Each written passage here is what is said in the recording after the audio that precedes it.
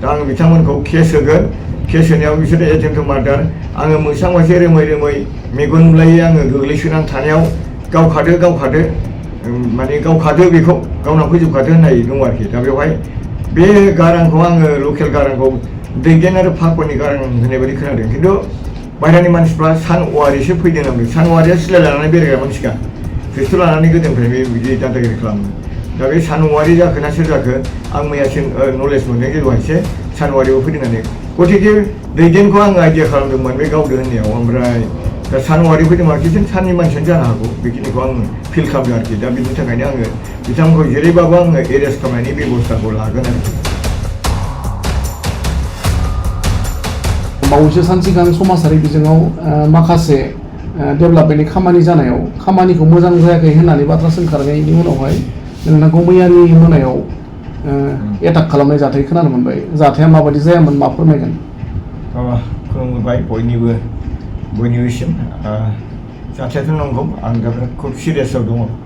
आइसिइउ रुमनिफ्राय आं दासो ओंखारदों आरो आइसिइउ रुमाव उन्दुदों दा जाथाया जाहैबाय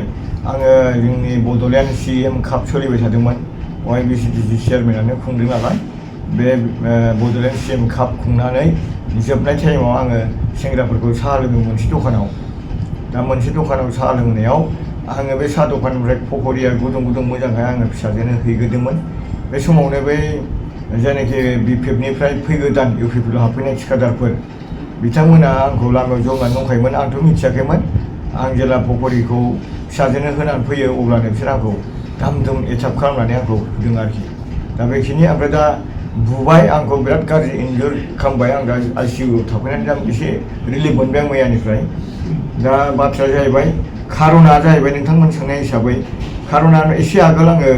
माखासे बे खामानि दामानि गुरुबासा ओनसोलनि डेभेलपमेन्टनि खामानिनि सोमोन्दै आङो भिडिअ होदोंमोन दा भिडिअआवहाय आङो खामानि दुर्निथिनि खोथा बुङाखै जिखुनु खामानि लाबोदों जादों बेसेखिनि जादों बेखौ डिपार्टमेन्टआ नायबानो मोनगोन आरोखि खिन्थु बेवहाय खामानि मावनायाव सोर थिखादारफोर मावदों जेनेबा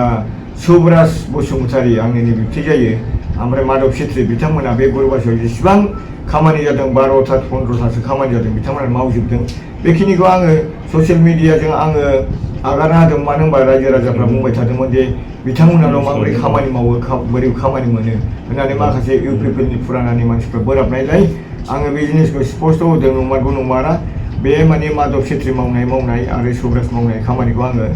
भिडिअ आकारै आङो ससियेल मिडियाआव होनाय जादोंमोन आरोखि खिन्थु खामानिया नो दाउट खामानिया मोजां जादों खिन्थु बेसेबां एस्टिमेटआव बेसेबां मावनांगौ जों बेखौ मिथिया मावनाय पइन्टखौ आं खिथादों आरोखि सुब्राज मावनाय माधब मावनाय बेखिनिखौ खिथानायाव बिथांमोना जानो हागौ माने दुखु मोननानै बिसोरो टिम बानायदों आरोखि आं खोनानो मोन्दों बिथांमोना टिम बानायदों 10,000 खरिया होनानै बे बुग्राफोर मानसिबो लाबोदों नामा बेखिनिखौ आं माने खोनानो मोन्दों आरोखि दहायसिमाव नोंथांखौ जे एटाक खालामफैबाय मोनायाव बेनि गेजेराव नोंथाङा सिनायो नामा सोरखौबा बिथांमोननिखौ आं सिनायजोबो 6 जनखौ मानसिफ्रा 15 जनसो फैदोंमोन आंनि लांगोनायाव आं बिथांमोनखौ जिरायनो थिनदोंमोन जिरायनो थिननायाव जोंनिखौ जिरायनो फैयाखै नोंखौ बुनोसो फैदों होननानै बिथांमोना दं होननानै आंखौ बुंदों बेवहाय 1 नाम्बाराव जाहैबाय काबुल बसुमतारी ना मोजां माथाय काबुल होनो आरोखि बे सुब्राज बिदानिनि फिसाला जोंनिनो न' खाथिनिखा ओमफ्राय बेनि गेजेराव सुब्राजआ गावनो आंखौ फंनै फंथामसो सौदों ओमफ्राय बिनि उनावहाय दैदेननाया बुफैदों ओमफ्राय फाखन होननायबो बुदों दा बेहाय बिरबल होननायबो फैदों बिरबल फाखन दैदेन राजा बसुमतारी ओमफ्राय बेनिफ्राय नैबे काबुल बिथांमोना आङो 7 जन 8 जनखौ आं स्पष्ट सिनायो ओमफ्राय नै मैया सिगाङाव बुंबाय सेन्ट्रेल लेभेलनिफ्राय सेंग्राफोर फाथायहरदों होननानै बेंटल गेटनि सानवारि थिखादार आं बिथांखौथ' जेबो बुङाखै थिखादारा बेमोन नालाय बेनि नामाव बुदोंमोन दा सानवारिया गुन्दा लानानै थांदों होननानै दा बै बुग्राफ्रा मानसिफोरनि सिगाङाव खिथाबाय जों नङामोन बे सानवारियानो गुन्दा लाबोनानै बेखौ बेबायदि माबा खालामफैदों होननानै स्पष्ट मोनथिनो मोन्दों आरोखि नोंथाङा जे दासिम UPPL पार्टिनि बा VCDCनि चेयारमेन मैया बेबायदि जाथाय जानानै थांनानै आइसिइउआव थानो गोनां जाबाय हरसे दासिम नोंथांनि हान्जानि बा UPPL पार्टिनिफ्राय सोरबा दैदेनगिरिफोरा खबर लाफैदों नामा दैदेनगिरिफ्राथ' खबरखौ लाफैनाय जायाखै खिन्थु जोंहा सासे दैदेनगिरि जेनेबा आगुनि UPPLनि सेक्रेटारि सेन्ट्रेल सेक्रेटारि मावथि हाज'वारि ब्रह्म बिथाङा अहरह मैयानिफ्राय खबर लादों ओमफ्राय दिनैबो खबर लाफैदों आंखौ मिडिया थिडिया दाहोथ' र' जों रायलायगोन होननानै बुंदों आरोखि खिन्थु डिस्ट्रिक्ट माने UPPL ब्लक UPPL प्राइमारि इउपिपिएलआव आंनि सोमोन्दै जेबो रायलायाखै बेनि थाखायनो आं भिडिअ हगारदोंमोन आं सोंदोंमोन जे भिडिअ होनायाव माबा मोनसे गाज्रि मोनदोंब्ला बुंहर कमेन्ट हर आरो बेखौ जों रायलायलायनानै गेजेराव थागोन खिन्थु आंनि सोमोन्दै रायलायनानै फैदोंमोन बिसोरो खिन्थु जायनाखि बिपिएफनिफ्राय मैया दाख्लैसो फैनाय नैबे एमपि इलेक्सनाव फैनाय बिथांमोना हाबफैनाय बिथांमोना ज' जानानै मोनसे मिटिं खालामदोंमोन प्राइमारियाव आंखौ हाबहोआखै चेयारमेनखौ होखारनांगौ होननानै खिन्थु आं बाहायनो बुंदोंमोन आरोखि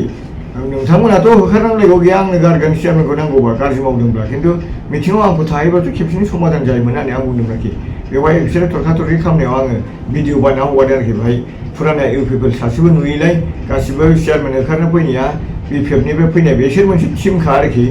बिथांमोना माने माबा आंजों थरखा-थरखि खालामनायाव आं भिडिअ क्लिप फिसा हगारना होदोंमोन आरोखि दा बे नोंथांखौ जाखिनि एटाक खालामो बेनि सायाव माबा मोनसे एक्सन लागोन नामा नोंथाङा दा आंथ' बिसिडिसि हिसाबै पार्टि हिसाबै आङो लाइन मथेव थांगोन एक्सना खिन्थु आंनि बेक्तिगत एक्सना जाहैबाय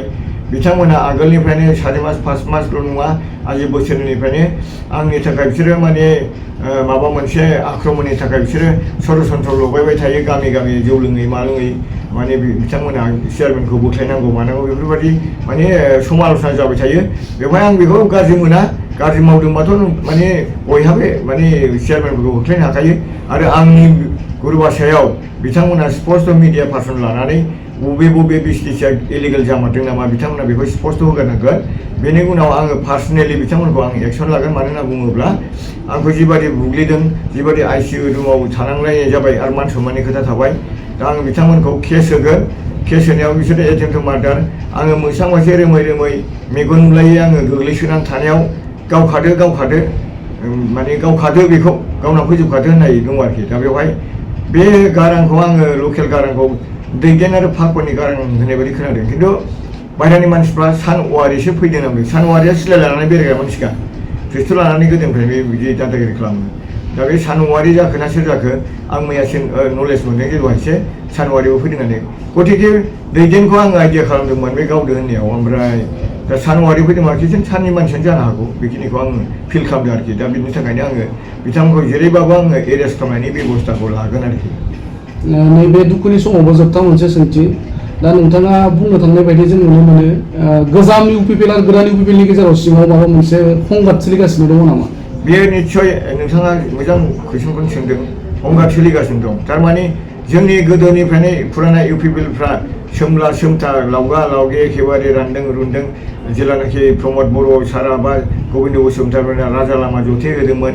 आन्दलन खालामदोंमोन नङा होमबा बे समाव बिराद जोगोनार खुमब्रा खांनानै माइरं खांनानै रायजोफोरखौ आन्दलनकारिखौ जाहोबोदोंमोन दा बैफोरबायदि पिसिडि आरो डाबल पिनिफ्राय फैनाय जोंनि इउपिपिएलनि जेनाखि सोद्रोमा बिथांमोना दिनैसिम जेबो गरसेबो थाखा रां आरजिनो हायाखै आरो स्किम सुबिदा मोनाखै बेनि थाखायनो सम आल'सना जायो जे